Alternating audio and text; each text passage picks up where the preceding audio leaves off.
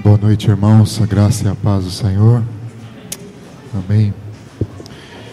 Irmãos, antes de nós partilharmos a palavra, as crianças estão saindo.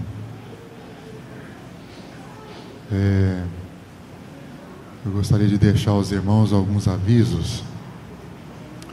O primeiro aviso é que o nosso primeiro almoço comunitário vai acontecer em março.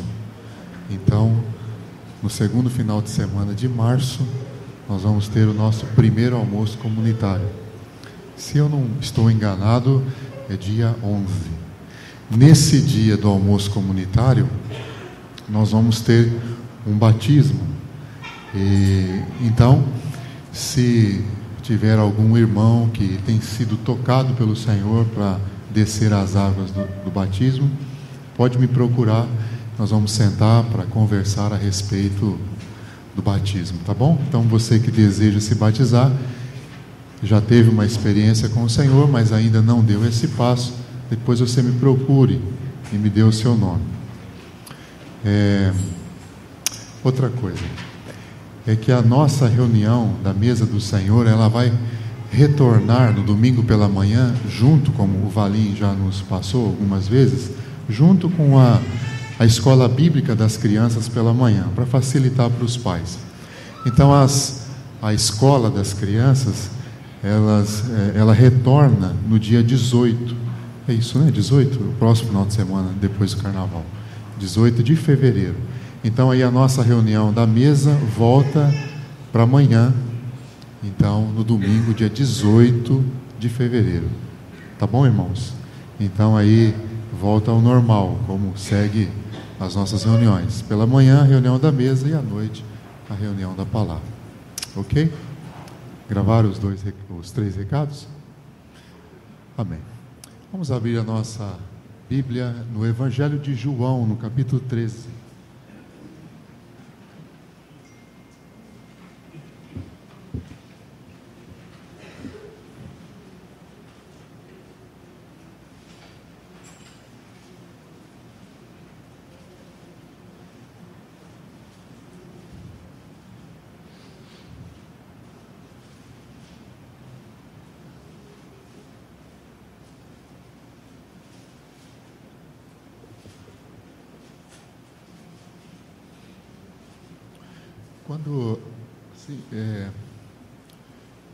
Logo quando eu tive a minha experiência de conversão com o Senhor, eu fui, um irmão me procurou e me emprestou com uma série de estudos para jovem. Na época eu ainda era um jovem, né? E esses estudos estavam baseados no Evangelho de João. Me ajudaram muito, até hoje me ajuda muito, porque sempre que eu leio o Evangelho de João, eu sempre leio na perspectiva que aprendi com aquele precioso irmão, que citamos aqui muitas vezes, e que todos nós temos ganhado muito do que o Senhor tem dado para ele. O nosso querido irmão que já está com o Senhor, Christian Shen. Eu vi aqueles estudos dele, me marcaram muito. E esse irmão dividiu o Evangelho de João baseado em 3 palavras que estão no Evangelho de João, né? A primeira palavra é vida, a segunda palavra é luz e a terceira palavra é amor. O irmão disse que do capítulo 1 até o capítulo 7, o foco do Senhor, do Espírito Santo no Evangelho de João é vida. Começa com vida, né? Falando do Senhor, o verbo de Deus, e diz, nele estava a vida, e a vida era a luz dos homens. E vai assim até o capítulo 7, falando de vida. Depois, no capítulo 8 até o capítulo 12, o enfoque é luz. Começa já, depois daquele episódio daquela mulher pecadora, o Senhor diz assim, aquele que me segue jamais andará em trevas, antes terá a luz da vida. E aí o capítulo 9, o Senhor cura o cego de nascença, ele faz aquela declaração maravilhosa que todos nós conhecemos, eu sou a luz do mundo, e assim vai até o capítulo 12, o capítulo 12 fecha com uma declaração sobre luz, o Senhor como sendo luz. E aí, chegando no capítulo 13 até o capítulo 21 do Evangelho de João, o foco é amor. Começa com amor e termina com amor. Isso está muito claro. Vamos mostrar aqui para os irmãos. Então, sempre que você lê o Evangelho de João, esse Evangelho maravilhoso, segue essa ordem que vai ser muito bom para a sua leitura. Evangelho de João, capítulo 13, versículo 1. Ele diz assim: Ora, antes da festa da Páscoa, sabendo Jesus que era chegada a sua hora de passar deste mundo para o Pai, tendo amado os seus que estavam no mundo, amou-os até o fim. E aí começa a descrição do lavar os pés, e o Senhor depois vai falar sobre um novo mandamento, que é nos amar uns aos outros, como está aí no versículo 34, você pode acompanhar. Novo mandamento vos dou, que vos ameis uns aos outros, assim como eu vos amei, que também vos ameis uns aos outros. Nisto conhecerão todos que sois meus discípulos, se tiverdes amor uns aos outros. Lembrando os irmãos que partilhamos aqui com os irmãos uma vez sobre a relação do Senhor com o traidor, com Judas, e nós procuramos mostrar para os irmãos o coração amoroso do Senhor em relação a Judas o tempo todo, e é descrito aqui nos versos anteriores. Depois, no versículo 36, eu queria que você olhasse a maneira como o texto começa e como o texto termina. Versículo 36. Perguntou-lhe Simão Pedro: Senhor, para onde vais? O Senhor está falando para um lugar que ele vai. Respondeu Jesus: Para onde vou? Não me podeis seguir agora. Mais tarde, porém, me seguirás. Replicou Pedro. O enfoque aqui é o amor. Senhor, por que não posso seguir-te agora? Por ti darei a própria vida. Respondeu Jesus: Darás a vida por mim? Em verdade te digo, que jamais cantará o galo antes que me negue 3 vezes. Agora, irmão, por favor, vá ao capítulo 21. Também o enfoque do capítulo 21 é o amor. João 21. Vamos ler aqui alguns versículos. Depois disso, tornou Jesus a manifestar-se aos seus discípulos junto do mar de Tiberíades, que é o mar da Galileia. E foi assim que ele se manifestou. Estavam juntos Simão Pedro, Tomé, chamado Dídimo, Natanael, que era de Caná da Galileia, os filhos de Zebedeu e mais 2 dos seus discípulos. Disse-lhe Simão Pedro: Vou pescar. Note a ênfase em Pedro, não é? Uma ênfase grande em Pedro. Disseram-lhe os outros: Também nós vamos contigo. Saíram e entraram no barco, e naquela noite nada apanharam. Mas ao clarear da madrugada, estava Jesus na praia. O Senhor já havia ressuscitado. Todavia os discípulos não reconheceram que era ele. Perguntou-lhe Jesus: Filhos, tendes aí alguma coisa de comer? Responderam-lhe: Não. Então lhes disse: Lançai a rede à direita do barco e achareis. Assim fizeram, e já não podia puxar a rede, tão grande era a quantidade de peixes. Aquele discípulo a quem Jesus amava disse a Pedro: É o Senhor. Simão Pedro, ouvindo que era o Senhor, cingiu-se com a sua veste, porque se havia despido, e lançou-se ao mar. Mas os outros discípulos vieram no barquinho, puxando a rede com os peixes, porque não estavam distantes da terra, senão quase 200 côvados. Ao saltarem em terra, viram ali umas brasas, e em cima peixes, e havia também pão. Disse-lhes Jesus: Trazei alguns dos peixes que acabastes de apanhar. Simão Pedro entrou no barco e arrastou a rede para a terra, cheia de 153 grandes peixes, e não obstante serem tantos, a rede não se rompeu. Disse-lhe Jesus: Vinde, comei. Nenhum dos discípulos ousava perguntar-lhe: Quem és tu? Porque sabia que era o Senhor. Veio Jesus, tomou o pão e lhes deu, e de igual modo o peixe. E já era esta a 3ª vez que Jesus se manifestava aos seus discípulos, depois de ressuscitado de entre os mortos. Depois de terem comido, perguntou Jesus a Simão Pedro: Simão, filho de João, ama-me mais do que estes outros? Porque essa foi a questão, não é? Pedro disse para o Senhor que ele amava mais do que os outros. E ele respondeu: sim, Senhor, tu sabes que eu te amo.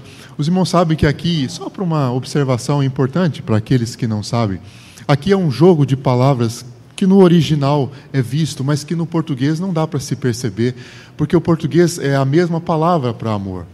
Mas o grego usa várias palavras para amor, assim como o grego usa várias palavras para muitas outras palavras, né? Você tem, por exemplo, uma das palavras que nós usamos muitas vezes aqui, filhos. No grego são 3 palavras para filhos. Então, é importante destacar aqui, porque o Senhor usa uma palavra, Pedro responde outra palavra.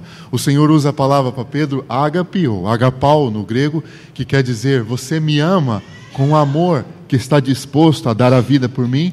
E Pedro diz, Senhor, tu sabes que eu te amo. Mas ele não usa a mesma palavra do grego, ele usa uma outra palavra. Ele usa a palavra filéu, que quer dizer, Senhor, tu sabes que eu te amo com um amor de amigo, não é com esse amor elevado. Percebe esse jogo de palavra aí, para você perceber no texto. Sim, Senhor, tu sabes que eu te amo. E o Senhor lhe respondeu, apacenta os meus cordeirinhos. Tornou a perguntar-lhe pela segunda vez, Simão, filho de João, tu me amas? A mesma palavra, ágape. E ele respondeu, sim, Senhor, tu sabes que te amo. Disse-lhe Jesus, pastoreia as minhas ovelhas. Pela terceira vez, Jesus lhe perguntou, Simão, filho de João. Agora o Senhor muda no grego. O Senhor diz, você filéu, tu me amas com amor de amigo? Ou seja, o Senhor desceu ao nível dele, né? Fazendo isso, o Senhor quer falar algo ao coração dele. E Pedro, então, veja aí no texto, irmão, diz assim, Pedro se entristeceu, porque por ele lhe ter dito, pela terceira vez, agora tu me amas com amor de amigo, e respondeu, Senhor, tu sabes todas as coisas, tu sabes que eu te amo. Com esse amor, Jesus lhe disse, apacenta as minhas ovelhas. É lindo, irmão, essa história aqui de Pedro, porque o Evangelho de João, nessa última parte, com um enfoque no amor, é tão interessante porque começou com essa expressão tão maravilhosa, amou-os até o fim, não é? E termina também falando de amor. O capítulo 13 fala de amor, como mostrei para os irmãos, do começo ao fim. Se os irmãos perceberem, começa dizendo, amou-os até o fim. E ele termina como? Volta lá no capítulo 13. Ele termina num diálogo com Pedro sobre amor. Porque o Senhor diz para os discípulos que ele vai para um lugar aonde os discípulos não podem ir junto com ele, porque o Senhor está se referindo à sua cruz. E Pedro entendeu. E Pedro diz assim, Senhor, eu vou contigo até o fim. O que Pedro está dizendo para o Senhor? Pedro está dizendo assim para ele, Senhor, eu te amo com um amor que vai até o fim. Note que o evangelista começa dizendo que o Senhor nos amou até o fim. E só Ele nos ama até o fim. Nenhum de nós tem competência de amá-lo até o fim, se Ele não produzir esse amor em nós e edificar esse amor em nós. Mas Pedro dá um salto, ele diz, Senhor, eu te amo com o amor que vai até o fim. E o Senhor então responde para ele no versículo 38, Pedro, tu me amas com o amor que vai até o fim?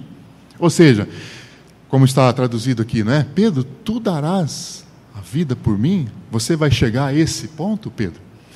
Então, eu queria sugerir aos irmãos que nós olhássemos juntos para essa expressão do Senhor nos amar até o fim, a partir dessa experiência do Senhor com Pedro, porque ela nos ajuda muito. Porque começa assim, no capítulo 13, e termina assim, no capítulo 21. Termina com o Senhor lidando com Pedro no enfoque do amor. Então, a relação do Senhor com Pedro ajuda a entender o que é o Senhor nos amar até o fim. Porque, irmão, Pedro achava que ele amava o Senhor até o fim. E ele achava mesmo que ele tinha esse amor pelo Senhor. Mas o fato é que Pedro não se conhecia. Pedro não conhecia ele mesmo. Por que ele não se conhecia? Porque o conhecimento que ele tinha do Senhor, ele tinha um conhecimento do Senhor, mas era um conhecimento pequeno do Senhor. Toda vez que nós temos um conhecimento pequeno do Senhor, como dizia já um irmão em Cristo do passado, todas as vezes que o nosso conhecimento do Senhor é pequeno, o nosso conhecimento de nós mesmos também será muito pequeno. E essa era a realidade de Pedro. Então o Senhor precisa trabalhar com Pedro, e o Senhor vai trabalhar com Pedro aqui, nesse momento final, né? O Senhor precisa lidar com ele, e para lidar com Pedro, o Senhor precisa tirar a cerca de Pedro. Às vezes, irmão, para lidar conosco, Deus tem que tirar a cerca. Essa é uma expressão do livro de Jó. No livro de Jó diz que Deus, o maligno, diz para o Senhor, diz assim, ele também tem essa postura em relação a ti, porque você cercou ele, você colocou uma cerca nele. O Senhor colocou uma cerca em nós, irmãos, isso é um fato, nós somos dele e estamos cercados, somos dele e ponto final, tem uma cerca sobre nós. E de vez em quando o Senhor deseja aprofundar a sua obra em nós, Ele tira um pouquinho da cerca, e Ele dá esse espaço para este ser que é o nosso inimigo, fazer algumas coisas, como aconteceu na vida de Pedro. Porque o Senhor diz para Pedro assim, num determinado momento, Pedro, Satanás te pediu. Você lembra desse texto?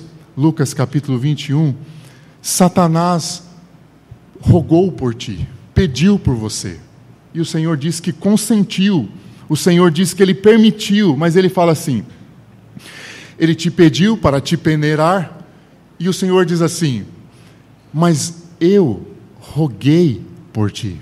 Essa é uma oração amorosa do Senhor, essa é uma intercessão amorosa do Senhor por Pedro, eu roguei por ti para que você não desfaleça, porque todos nós, boa parte de nós sabemos, né, irmãos, que para este ser maligno ter algum acesso e fazer alguma coisa com relação às nossas vidas que somos do Senhor, ele precisa da permissão do Senhor.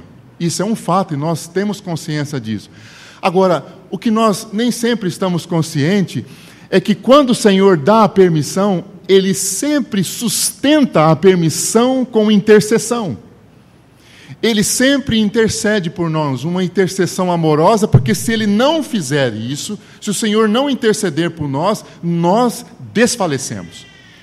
E o Senhor diz assim, eu roguei por ti, para que a tua fé não desfaleça.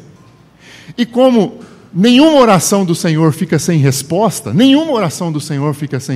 porque o Senhor sempre ora segundo a vontade do Pai, e a sua oração sempre tem resposta, Pedro foi guardado, sua fé foi fortalecida, foi restaurada, Pedro voltou, mas irmão, Pedro foi colocado numa posição muito difícil, para que ele pudesse se conhecer, para que ele pudesse se perceber, porque Pedro não se conhecia, Pedro tinha uma suposição a respeito de si.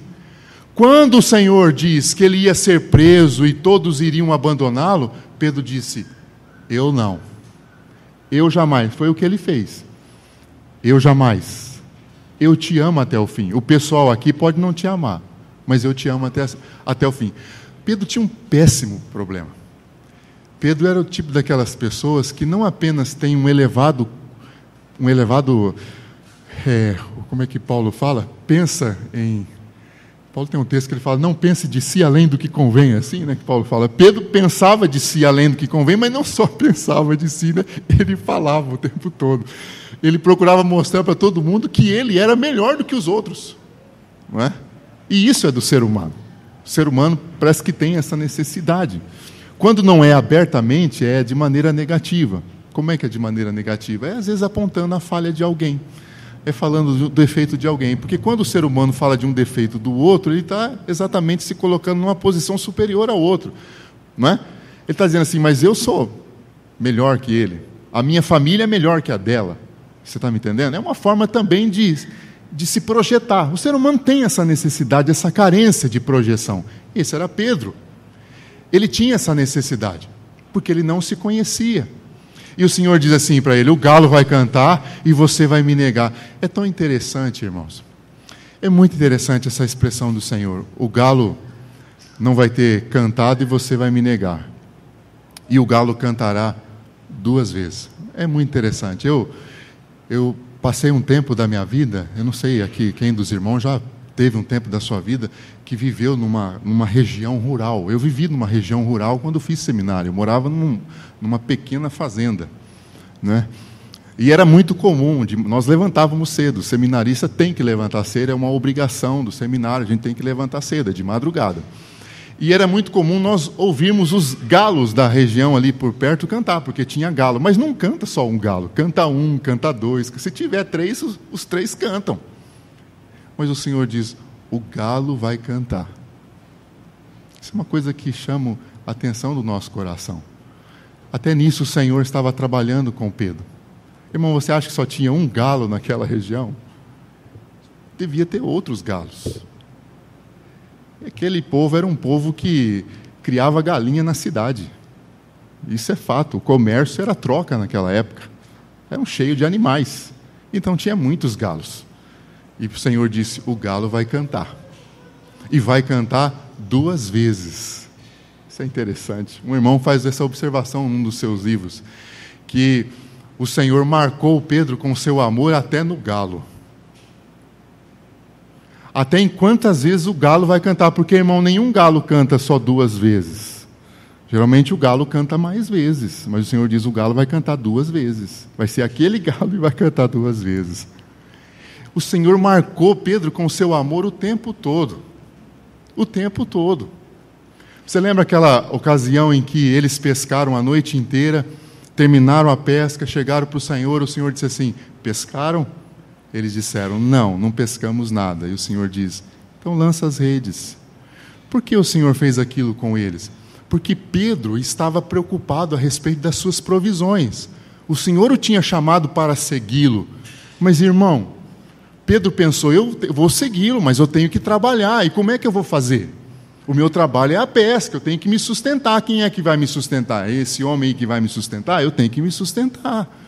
Então ele foi pescar. Pedro ainda era um discípulo do Senhor, mas com uma mentalidade de ter que ir lá para pescar para poder fazer a sua provisão.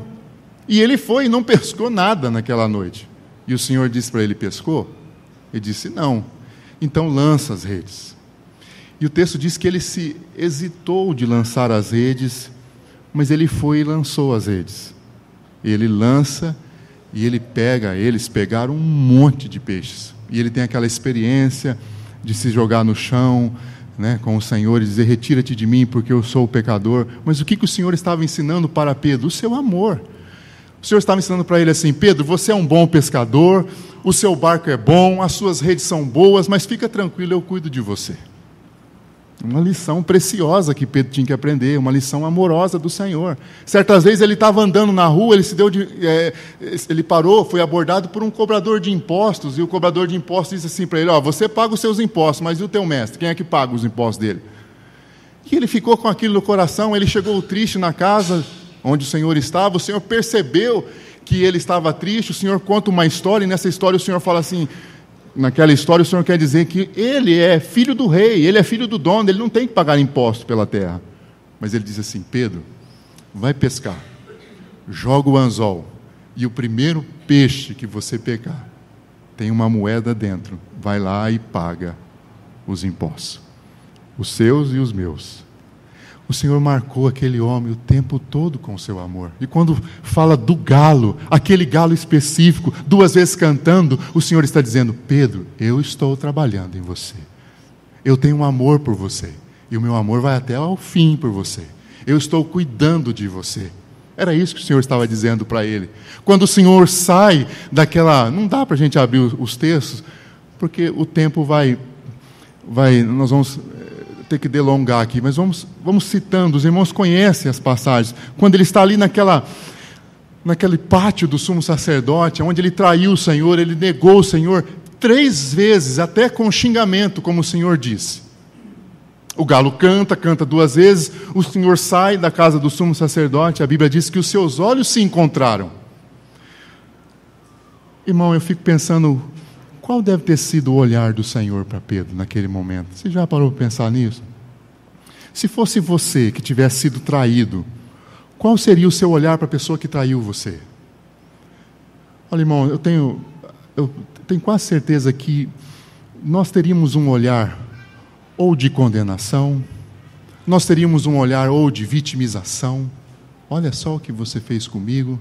Nós teríamos um olhar talvez de raiva, porque nós fomos traídos. A coisa mais difícil para nós é sermos traídos. Mas o Senhor olha para ele com um olhar de amor. Como nós sabemos? Nós sabemos porque a palavra diz que Pedro, quando bateu os olhos no Senhor, diz que ele saiu dali e diz que ele chorou amargamente. Aquele olhar amoroso do Senhor tocou a vida de Pedro profundamente, foi lá dentro dele um olhar gracioso, um olhar de amor, porque o Senhor não teve para com Pedro, o Senhor nunca tem para com os seus um olhar de condenação, um olhar de raiva. O Senhor sempre tem um olhar de amor, porque Ele está trabalhando conosco, e Ele nos ama até o fim. E foi assim com ele, não é? Ele deve ter sido difícil para ele aquele momento da morte do Senhor, mas o Senhor ressuscita. Irmão, olha só os detalhes. O Senhor ressuscita, aquelas mulheres vão até o túmulo. Quando chegam no túmulo, o túmulo está aberto, tem um anjo lá sentado na pedra, e o anjo tem uma mensagem para as mulheres, e a mensagem para as mulheres era: olha, ele não está mais aqui, ele ressuscitou. Ide, dizei aos discípulos e a Pedro. Agora você imagine as mulheres voltando, chegando na casa, entrando na casa onde eles estavam, todos os discípulos estavam, com a notícia da ressurreição do Senhor, muito alegres. Elas entram na casa e dizem assim: gente, o Senhor ressuscitou, um anjo apareceu para nós, e ele mandou uma mensagem para nós. Ela vira para Pedro e diz: mas Pedro, para você o recado é especial. Ele citou o teu nome. Ah, irmão, que amor é esse do nosso Senhor por nós, não é?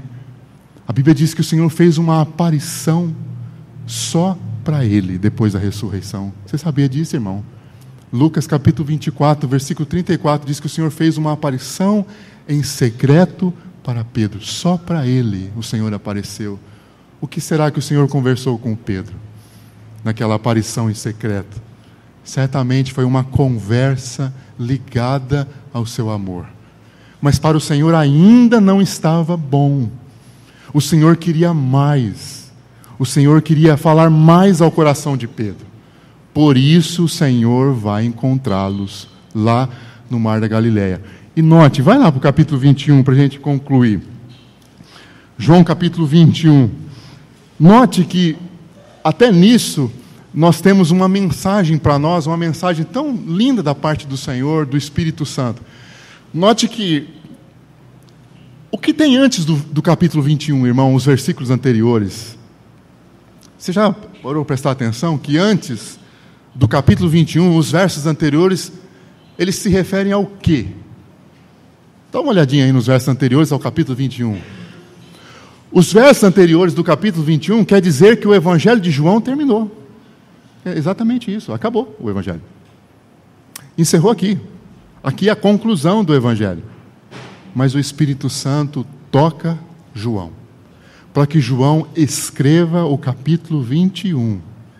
Porque o Senhor quer nos mostrar algo mais do seu amor, porque o capítulo 21, retomando, fala do seu amor através dessa experiência dele com Pedro. Pedro, embora o Senhor apareceu para ele estava esmagado. Como nós sabemos? Por essa expressão dele no capítulo 21, versículo 3, ele está esmagado. O Senhor já tinha resolvido esse assunto no coração dele na pesca maravilhosa. Mas aqui ele diz assim: disse-lhe Simão Pedro, vou pescar. Aqui você vê que ele está esmagado, ele está no profundo desespero. Acabou tudo para ele. Ele vai pescar. Talvez na mente dele estivesse aquele versículo que o Senhor disse: aquele que me negar diante dos homens, eu negarei diante do meu Pai. Não sabemos. O fato é que ele estava numa profunda tristeza. Ele estava num momento terrível da vida dele, para ele chegar a esse ponto de dizer: vou pescar. Ele se esqueceu daquela doce palavra do Senhor para ele, quando ele disse: vou te dar a minha vida, por ti vou dar a vida, eu vou até o fim, eu te amo até o fim. Lembra? Quando ele diz isso, o Senhor diz assim: Pedro, você vai dar a sua vida por mim? E aí em seguida o Senhor diz assim: não se turbe o vosso coração, credes em Deus, crede também em mim. Na casa de meu pai há muitas moradas, se não fosse assim, não vou-lhe teria dito, vou, olha aí para onde ele está indo, vou preparar-vos lugar. O Senhor estava indo preparar lugar, sabia que eles iam passar por aquele momento tão difícil, o Senhor está cuidando deles. Olha o amor do Senhor, irmãos. Tudo que o Senhor disse naquela noite fala do seu amor. Crede em Deus, crede também em mim. Então, não se turbe o vosso coração. Não fique com o coração carregado. Não fique com o coração sobrecarregado. Não fique. É como se o Senhor estivesse dizendo assim: eu estou cuidando, em especial de Pedro, de você, Pedro. A minha mão está sobre você. Ele vai pescar, não pescam nada. O texto é cheio de detalhes. Estão na melhor hora da noite para pescar, não conseguem pescar nada. O Senhor aparece de madrugada. Eles não reconhecem que era o Senhor. O Senhor faz a pergunta: tem alguma coisa aí? Não pescaram nada. Então, o Senhor manda de novo: joguem a rede para o outro lado. E eles jogam a rede e pescam. E aí João, aquele que amava o Senhor, ele diz assim: você já imaginou, irmão? Pense nas palavras, medite nelas. Porque não são só palavras, são palavras inspiradas pelo Senhor. Esse é o nosso grande problema. A nossa correria nos impede de ler e meditar. Mas pense nessas palavras. Quando João olha para ele e diz assim: Pedro, é o Senhor. Você imaginou o coração dele? O coração dele deve ter vibrado. Eu estou com problema de arritmia. Eu acho que eu estou sabendo o que o Pedro passou. Deve ter dado um pulo, e ele catou as roupas e pulou na água, saiu nadando, foi sozinho, puxou as redes sozinho. Você já imaginou, irmão, uma rede com 153 peixes, um homem puxando a rede sozinho? Ele fez isso, está puxando a rede sozinho. Ele está impactado, e a primeira visão que ele tem é a visão do quê? Do braseiro. Por que a visão do braseiro? Porque ele traiu o Senhor num braseiro. E, irmão, toda essa conversa do Senhor aqui, ela tem uma ênfase no amor. Ela não tem uma ênfase na correção. Ela tem uma ênfase na restauração. Há uma diferença. Sim, o Senhor quer corrigir algumas coisas em Pedro, mas a ênfase não está na correção. E essa é uma grande dificuldade nossa. Nós temos uma ênfase muito grande na correção e não na restauração. Há uma diferença. Quando a ênfase é na correção, a abordagem é de um jeito. Quando a ênfase é na restauração, a abordagem é de outro jeito. Você quer ver? Nós que somos pais, pecamos nisso direto, né?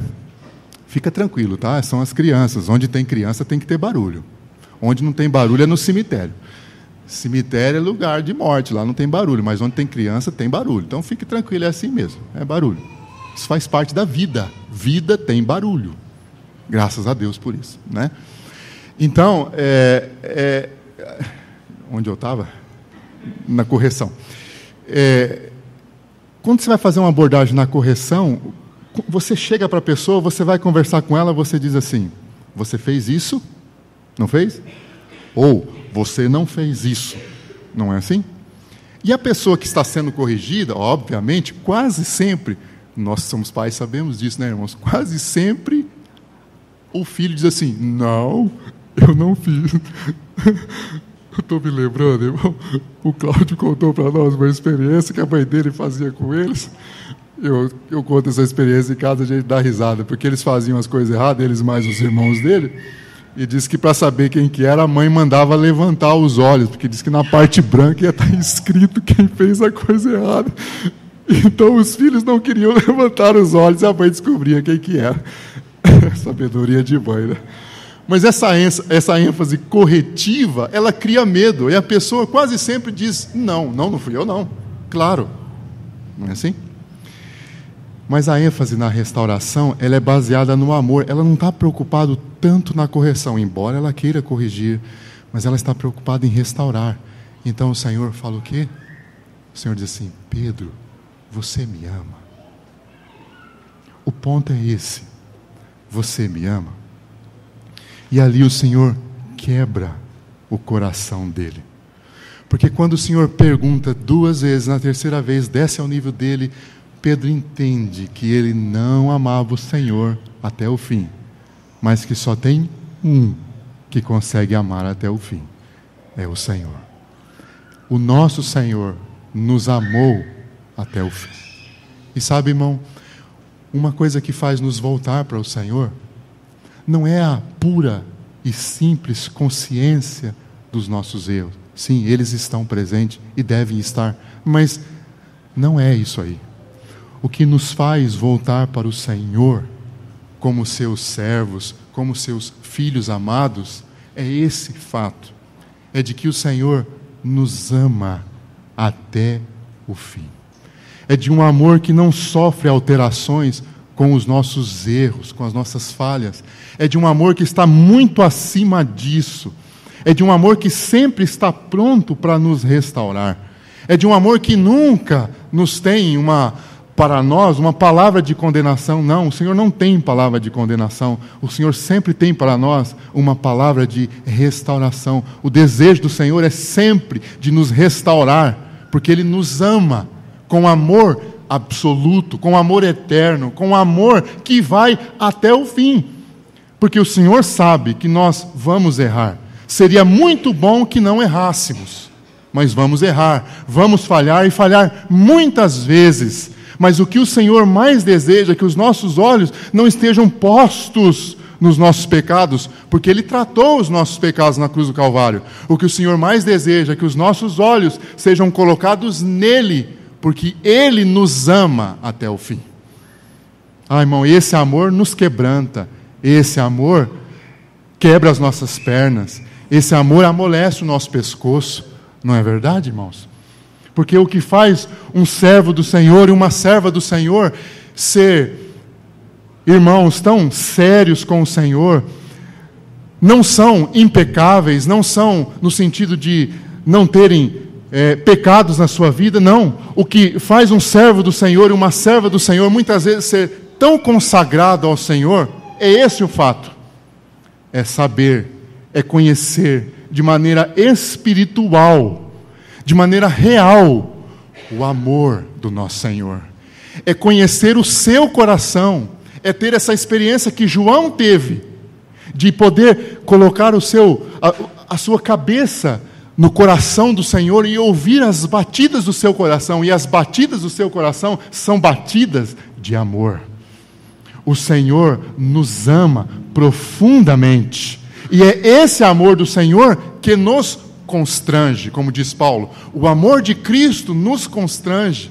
Ou o amor de Cristo nos afeta, porque o Senhor nos criou afetuosos. O que quer dizer que somos pessoas afetuosas? Quer dizer que somos pessoas que são afetadas. Nós somos afetadas por coisas ruins. Quando uma pessoa faz uma coisa ruim para você, você é afetado. Quando uma pessoa faz uma coisa boa para você, você é afetado. Isso é ser afetuoso. É uma pessoa que é afetada. Ela tem afeições, não é? O Senhor nos criou afetuosos. E é o seu amor que nos afeta. É o seu amor que nos constrange. É o seu amor que nos faz dobrar o joelho. É o seu amor que nos faz dizer: Senhor, quero ser um escravo teu. Senhor, quero viver para ti. Senhor, quero te adorar. Senhor, quero te louvar. Senhor, eu quero te bendizer. Senhor, eu quero viver a minha vida, sim, sem pecados. Eu quero, por causa do teu amor. Oh amor, oh irmãos, que amor é esse do nosso Senhor? O nosso Senhor deseja que nós tenhamos cada vez mais olhos abertos para ver o seu amor, porque é o seu amor que nos transforma, é o seu amor que nos restaura. E hoje nós estamos diante da mesa dele. Vamos fazer hoje um pouquinho diferente da reunião da mesa, não é? Um pouquinho diferente. Mas nós estamos diante dessa mesa. Irmão, essa mesa fala do que para nós? Não é do amor? A última reunião da mesa do Senhor, nosso irmão partilhou sobre esperança. Há pouco tempo, no outro irmão partilhou sobre fé. E a nossa primeira reunião diante da mesa do Senhor, vamos falar do amor. Fé, esperança e amor. Mas o maior de todos é o amor. Irmão, a mesa fala do seu amor por nós. O quanto Ele nos amou. Não há momento em que nós podemos ver o amor do Senhor de uma maneira tão maravilhosa, tão clara, do que quando nós estamos diante da sua mesa.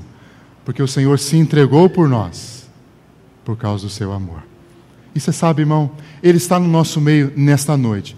E o desejo do Senhor, sempre, diante da sua mesa, sempre, o desejo do Senhor é um só. É comunicar ao nosso coração, de uma maneira renovada e espiritual, o quanto Ele nos ama. O quanto nós somos importantes para Ele. O quanto aquilo que o Pai me deu é maior do que tudo. Esse é o desejo dEle. Todas as vezes que nós estamos diante da sua mesa, o desejo dEle é que você ouça a sua voz dizendo: eu amo você. Eu amo você com amor até o fim. E por você, eu fui até as últimas consequências. Por você eu me entreguei. Irmão, de maneira bem individual, porque nós precisamos disso, de um modo bem individual. Sim, foi pela sua igreja, mas nós precisamos disso de um modo bem individual. Foi por você, irmão. Foi por mim que Ele se entregou naquela cruz. Por quê? Qual era a sua motivação? Ele nos amou. Onde está a prova bíblica? Efésios capítulo 5. Ele amou a sua igreja e se entregou por ela. Porque Ele nos amou, Ele se entregou. Então, irmãos, com júbilo do nosso coração, com gratidão, com louvor, como Cláudio disse, abriu a reunião com alegria no nosso coração, porque nós somos os amados do Senhor. Oh, que coisa maravilhosa! Nós somos os amados do Senhor. Venhamos à sua mesa com esse coração singelo, com esse coração, né, que tem visto esse amor tão grande do Senhor. Amém? Vamos fazer isso? Vamos orar, pedir para o irmão tirar aqui as tampas. E depois que nós partilharmos o pão, o cálice, se algum irmão desejar orar, proclamar ao Senhor, né, alguma oração de proclamação ao Senhor por aquilo que foi partilhado, pregado. Se algum irmão quiser ler uma palavra, como nós fazemos sempre diante da mesa do Senhor, pode fazer depois que nós participarmos da mesa do Senhor. Senhor, nós somos gratos a Ti nessa noite, pelo Teu falar ao nosso coração. Obrigado, Senhor, porque o Senhor nos amou até o fim. Somos gratos a Ti, Senhor, por tão grande amor. Foi por causa do Teu amor que o Senhor se entregou por nós. Foi por causa do Teu amor que o Senhor pagou esse preço tão elevado de abrir mão de Sua glória, de assumir uma natureza humana e de viver entre nós e de ser obediente até a morte e morte de cruz. Foi por amor ao Pai, porque o Senhor ama tanto o Pai.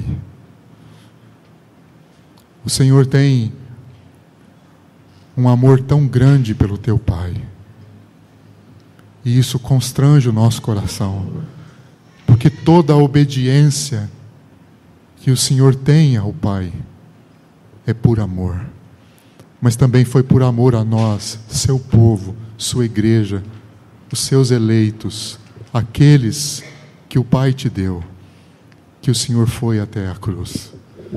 E é baseado nesse amor que nós nos achegamos à Tua mesa, porque nós não merecemos, nós não somos dignos dessa mesa, mas a Tua obra nos dá a condição de ouvir da tua boca: vinde, comei, vinde, bebei. Este é o meu corpo dado por vós, este é o meu sangue, o sangue da nova aliança. Bendito seja o teu nome, Senhor. Nós te adoramos nesta noite pela tua beleza, a beleza do teu amor, a glória do teu amor por nós. Somos gratos a ti, em teu nome. Amém. Amém, irmãos.